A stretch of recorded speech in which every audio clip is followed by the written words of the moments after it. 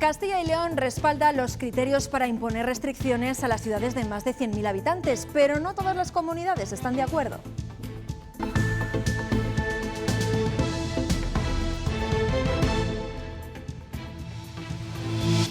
La Comunidad de Madrid da marcha atrás al preacuerdo alcanzado con el ministro de Sanidad porque no ha sido respaldado por todos los territorios y ya avisa, tendrá que aplicarse sí o sí.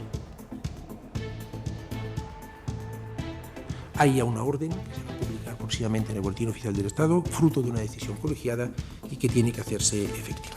No ha sido aprobado por consenso, por lo tanto, jurídicamente no es válido. Buenos días. El BOE recoge hoy ese acuerdo al que se alcanzó anoche. Es jueves 1 de octubre. El informe de la Junta sobre su gestión en las residencias de mayores tras estallar la pandemia revela que existía transmisión comunitaria 10 días antes de que se cerraran los centros. Cuando elaboramos el informe, la primera cosa que nos queda es que teníamos que haber cerrado antes los centros. Comienzan a llegar los test de antígenos a la comunidad. En León ya se están repartiendo por los centros de salud. No sustituyen a las PCR, pero ayudarán en el diagnóstico. Una falsa amenaza de bomba obligó anoche a desalojar este bar de Soria situado junto al hospital. La policía también sacó de sus casas a los vecinos de la zona hasta que comprobó que no había ningún artefacto. Y en cuanto al tiempo, damos por terminado el veranillo de San Miguel. Francisco, buenos días. Y llegan bajas temperaturas y lluvias. Sí, la verdad es que vamos a tener temporal. Hoy llega las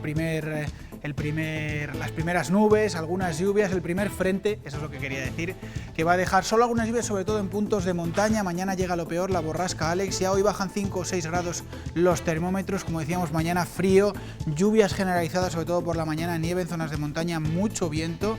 Y como decíamos, temperaturas casi 10 grados más bajas en apenas 2 días.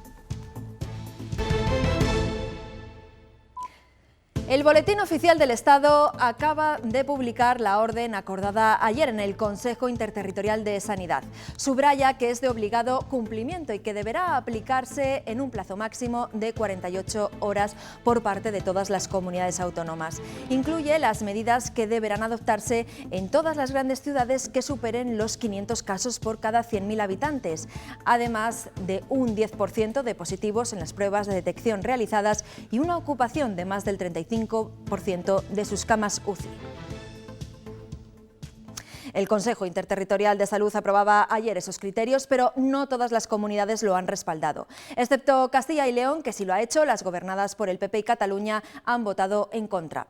El ministro de Sanidad ha advertido que la orden es de obligado cumplimiento y se ha dirigido especialmente a Madrid.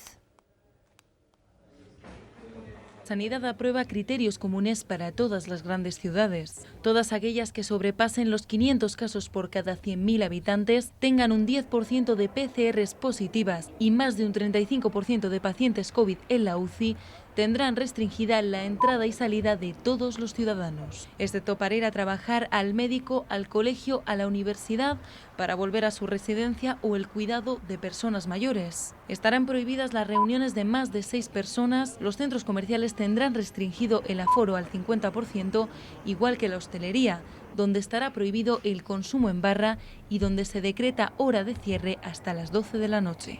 Con el objetivo de tomar el control de la pandemia y doblegar la curva. Unidos. Ya lo hicimos en marzo y lo volveremos a hacer ahora unidos, repito.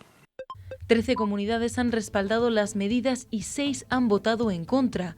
Castilla y León ha sido la única comunidad del Partido Popular que ha votado a favor. Somos los padres de la criatura, no nos puede parecer mal. Por su parte, Madrid ha votado en contra, pero igualmente tendrá que adoptar estas medidas. Advertencia de ella que hablaba así de la Comunidad de Madrid. Cuando uno va al médico, espera que le digan la verdad. Nosotros yo hablo como ministro de Sanidad en nombre del Gobierno de España, tenemos una responsabilidad, la salud es lo primero y, en fin, la situación en Madrid es compleja. La orden se ha publicado este jueves en el Boletín Oficial del Estado. Bueno, pues a pesar de que esa decisión tiene que ser acatada por todas las autonomías, la Comunidad de Madrid se declara en rebeldía. Su consejero de Sanidad considera que no es jurídicamente válida porque no se ha tomado por consenso. El ministro Salvador Illa ha dicho que se ha tomado una decisión colegiada. Es falso, que no ha sido aprobado por consenso, como señala el artículo 14.1 del Reglamento del Consejo Interterritorial y, por lo tanto, jurídicamente no es válido. Desde el Partido Popular, su presidente Pablo Casado asegura que el Gobierno está actuando de forma atropellada en todo este asunto. Defiende que las comunidades gobernadas por el PP suman a más de la mitad de la población española. Anoche en el programa Cuestión de Prioridades valoraba así el voto de Castilla y León a favor de la propuesta del Gobierno central.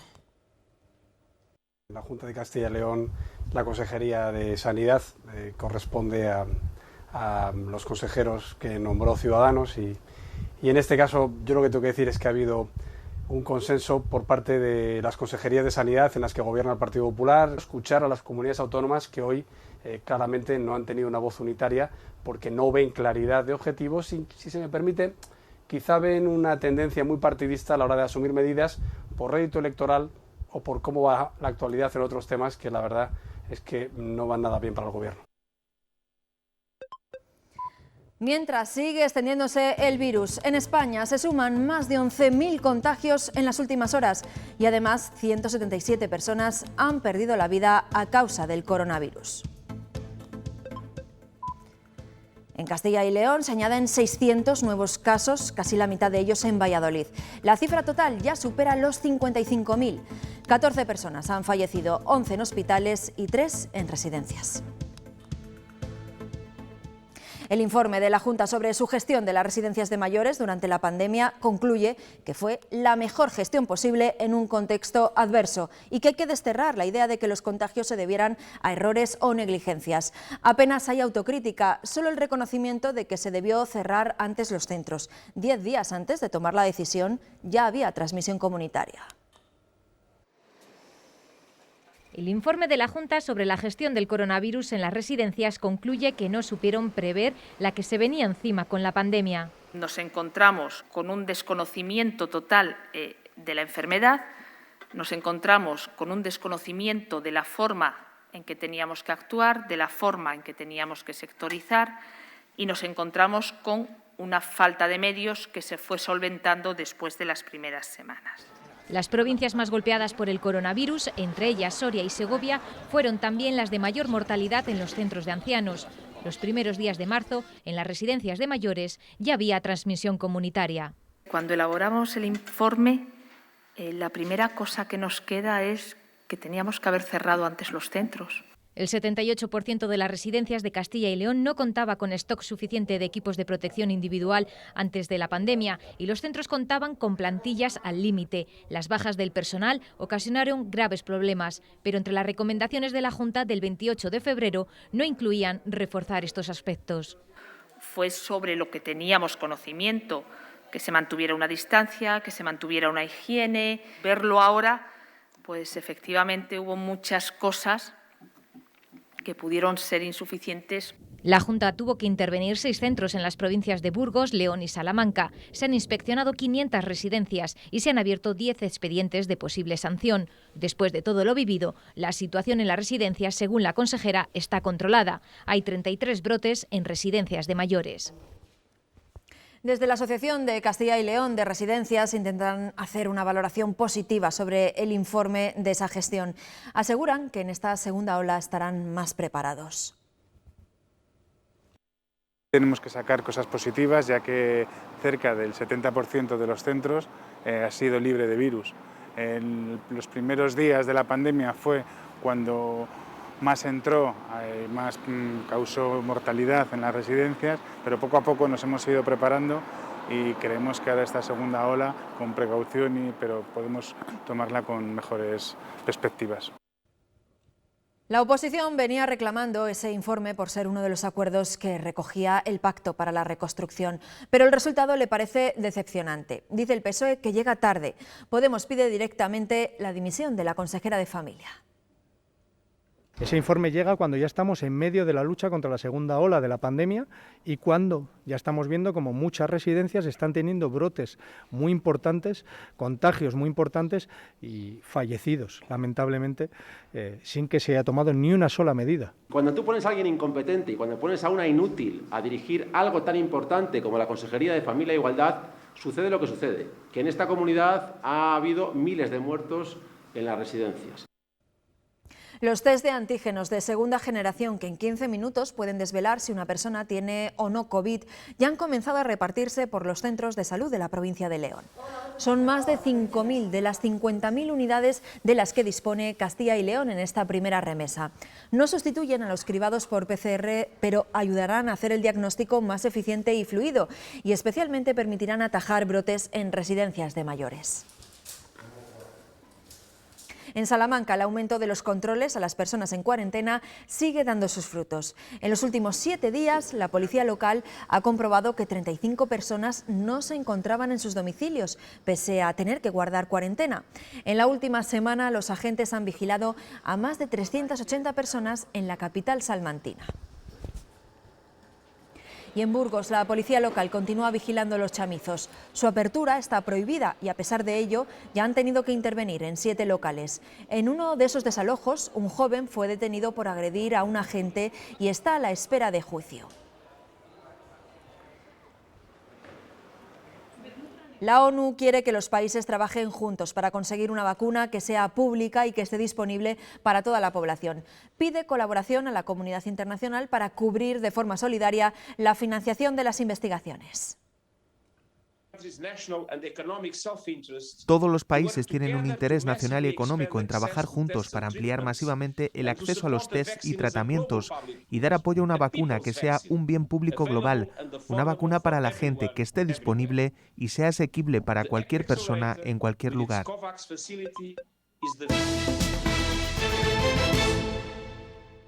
Este jueves la bolsa ha recuperado las ganancias en su apertura. El IBEX 35 ha comenzado la jornada en números verdes, con una subida de algo más de un 1%. Esas alzas se explican por el apoyo de los inversores a la propuesta de estímulos fiscales en Estados Unidos. El selectivo español ha abierto en los 6.788 puntos. Después de semanas de encontronazos, especialmente con el vicepresidente Igea, sindicatos y patronal han rebajado la tensión con la Junta dentro del diálogo social. Con el presidente Fernández Mañueco al frente, se han reunido de nuevo. Han acercado posturas, han acordado negociar de forma inmediata un plan de choque social y económico para hacer frente a la situación actual. El presidente y el grupo que le apoya fundamentalmente en el Parlamento tenía claro que había que mantener el diálogo social en el estado que se entiende y que se encuentra y que se ha concebido durante 20 años. La reunión hay que analizarla positivamente porque la confianza no se va a recuperar en 5 minutos, no se va a recuperar en una reunión, pero por lo menos se han puesto las bases. Hay problemas porque hay que muchas cosas encima de la mesa que hay que solucionar, que hay que hablar y que esperemos que, como siempre, dentro del diálogo social las hemos resuelto negociando y dialogando. Más de un 25% de los hogares viven de la pensión de una persona mayor. Es lo que denuncian los sindicatos UGT y comisiones obreras. Insisten en la necesidad de llegar a un acuerdo en la Comisión del Pacto de Toledo para lograr unas pensiones dignas.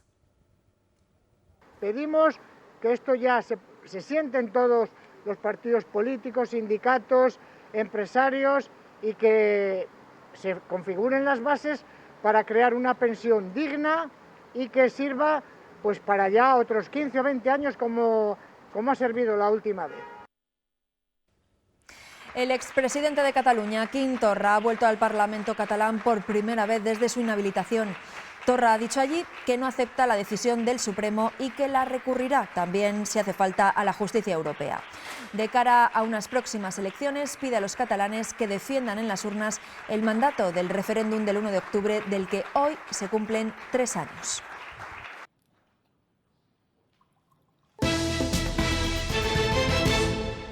Una falsa amenaza de bomba obligó en Soria anoche a desalojar un bar y a los vecinos. La policía tuvo que acordonar la zona. Fueron momentos de mucha tensión.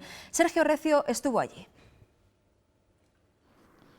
Cerca de las 9 de la noche saltaba la alarma en esta calle Santa Bárbara de Soria por un aviso de bomba. Se producía a través de una llamada telefónica en el bar que tengo a mi espalda. Inmediatamente después, el dueño se ponía en contacto con la Policía Nacional, que activaba el protocolo, acordonaba la zona y desalojaba a los vecinos durante más o menos una hora, en el momento en el que volvían a sus casas, al considerar los cuerpos y fuerzas de seguridad del Estado que ya no corrían peligro. El bar permanece cerrado.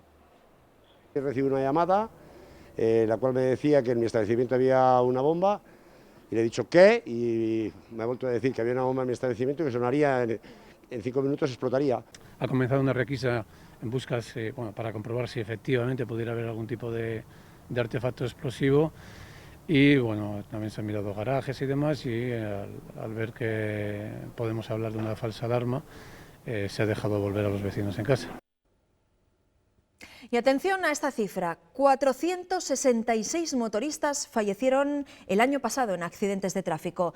La DGT quiere reducir esa alta siniestralidad, sobre todo en las carreteras secundarias. Por eso está instalando una nueva señalización de puntos negros. Estas nuevas señales reflectantes van a alertar de que se está circulando por un tramo especialmente peligroso para los motoristas. Por el momento se han seleccionado 100 tramos en toda España.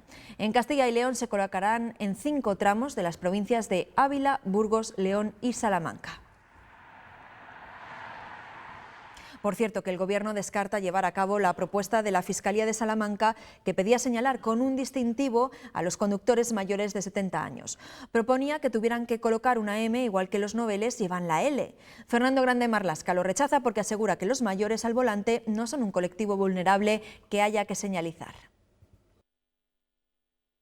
No está en la agenda, no está en nuestra agenda que las personas de 70 o mayores ponerles un logo como M de mayor, y lo que siempre está es nosotros garantizar la seguridad, y dentro de garantizar la seguridad que las condiciones psicotécnicas, psicofísicas, psicotécnicas de todos los que utilizamos vehículos de motor sean las oportunas. México espera de España que haya un cambio de actitud, que nuestro país pida perdón por los agravios coloniales. Lo ha dicho el presidente mexicano Manuel López Obrador al presentar los actos del 5º centenario de la conquista de México, que se va a celebrar el próximo año. Un día dedicado al perdón por los abusos, por las atrocidades que se cometieron con la invasión colonial. Las federaciones y los clubes de Castilla y León han mostrado su preocupación por la incertidumbre normativa respecto a la práctica deportiva en la comunidad.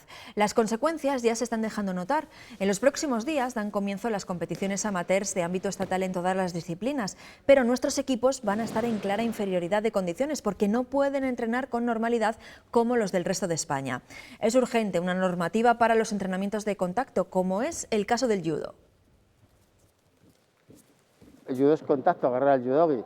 Entonces, si no hay, pues tienes que buscar la forma. ¿Qué forma hemos encontrado? Pues de momento los cintos, para poder tirar y demás, para hacer un poco fuerza. Como que es un simulacro de que estás con un compañero. Con algunas adaptaciones estamos haciendo ejercicio de manera bastante fuerte. Al principio costaba mucho acostumbrarse. Al principio sí que es cierto que cada 10 segundos tenías que decir paro y cojo aire porque si no... Pero ahora ya con el tiempo te acostumbras y es mucho más fácil. No es como antes, que te cuesta ahora más respirar a poco que hagas. Esas características del nuevo judo han obligado al cierre de muchos gimnasios. Uno de ellos lo hemos encontrado en Valladolid. Tras más de 30 años formando a cientos de niños y adultos en esa modalidad de combate, ha tenido que bajar la verja porque las cuentas no cuadran. Eso sí, seguirán enseñando después de adaptarse a los nuevos tiempos.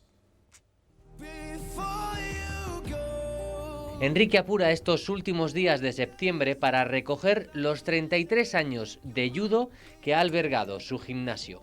Cuando vinimos aquí, la gente decía que si estábamos locos montar un negocio aquí porque había 4 casas.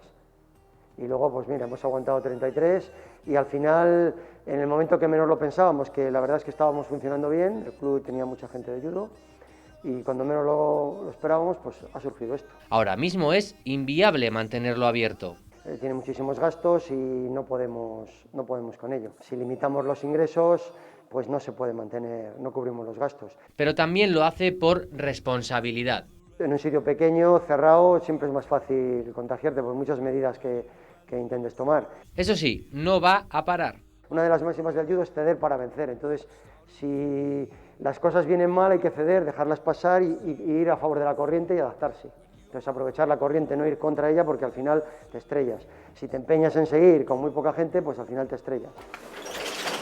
Cierra la persiana, pero abre otra puerta. Ahora da clases a un grupo reducido en un polideportivo, pero irá aumentando los alumnos en función a cómo evolucione todo.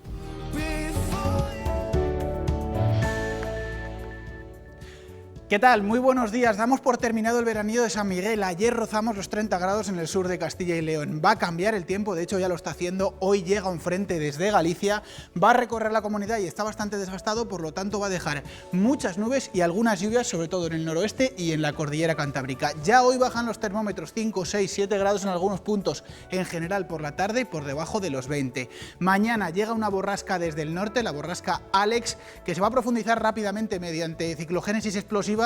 Y mañana vamos a tener lo peor, con mucho frío, con lluvias, con mucho viento y también con nieve a partir de los 1.200 o 1.400 metros en zonas de montaña. Gracias, Francisco. Se ha presentado en Valladolid una recopilación de los escritos más jurídicos de Miguel Delibes. La Diputación Provincial ha editado esta obra desde un punto de vista que hasta ahora no había sido contado. Y es que Delibes, además de escribir novelas, obtuvo una cátedra de Derecho Mercantil. Los autores de esta recopilación son docentes de leyes. Y que nos hace plantearnos que efectivamente su formación jurídica influyó definitivamente en el rigor y la exactitud que siempre han caracterizado las novelas y la prosa de Miguel Delibes. La esencia de Goya puede verse en la Real Academia de Bellas Artes de San Fernando de Madrid. El Goya más Goya es el nombre de una exposición con la que podemos recorrer sus dibujos y grabados. Cerca de un centenar de obras de sus series más conocidas sirven para acercarnos a los rostros con los que el genio aragonés describió a la mujer y la guerra. Aseguran los expertos que con estos trabajos fue con los que Goya quiso comunicarse más directamente con el pueblo y mostrar desde la belleza femenina a los desastres de los conflictos bélicos que asolaron su tiempo. La muestra se podrá visitar hasta el mes de enero. Ha fallecido el dibujante Joaquín Salvador, más conocido como Quino, el padre de Mafalda. El creador de esta irónica niña nos deja grandes viñetas y frases para el recuerdo, unas tiras cómicas que han marcado a varias generaciones y han viajado por todo el mundo, dando visibilidad a problemas cotidianos.